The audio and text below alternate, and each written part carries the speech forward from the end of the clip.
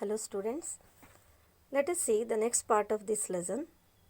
When you want to give a speech, plan your speech in advance, means before time. Note the points and arrange them properly. It's very important that you have to arrange the points properly, order-wise, and rehearse the speech in your mind and go ahead.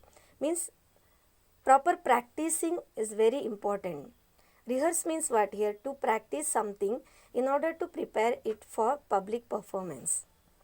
So be careful and prepare in such a way when you want to make a speech.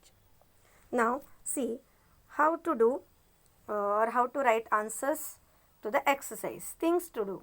First one, list and say whether the following statements agree with the passage or not. That means you have to say whether it is yes or no. 1. You should always speak softly but clearly. Correct, yes. 2. In a discussion, you should share your ideas with others. That's also correct. 3. If you don't understand something, don't let the others know about it. That is wrong. No. You should try to talk most of the time whenever there is a discussion. During this situation, you have to wait for others to speak. 5th one, you should look at the person you are talking to. It's correct. When you want to make a speech, there is no need to think about it in advance. That is, answer is no means that's wrong.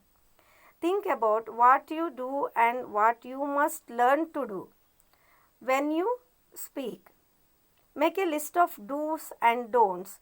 Means here points are given. See here, when you take part in a discussion or remember these few things when you speak. This means that speak clearly. Don't mumble. Speak clearly. That point comes in do's. Don't mumble. Don'ts. In this way, you have to make list. For example, be polite and be pleasant. This point comes under do's. Don't keep talking all the time. That is don't. It comes under don't. This way, you have to write the answer. Let us see next question. 3. List the polite expression we use such as pardon, excuse me.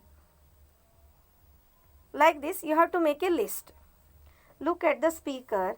In each picture, say whether each one is a good speaker. Give reasons for your answer.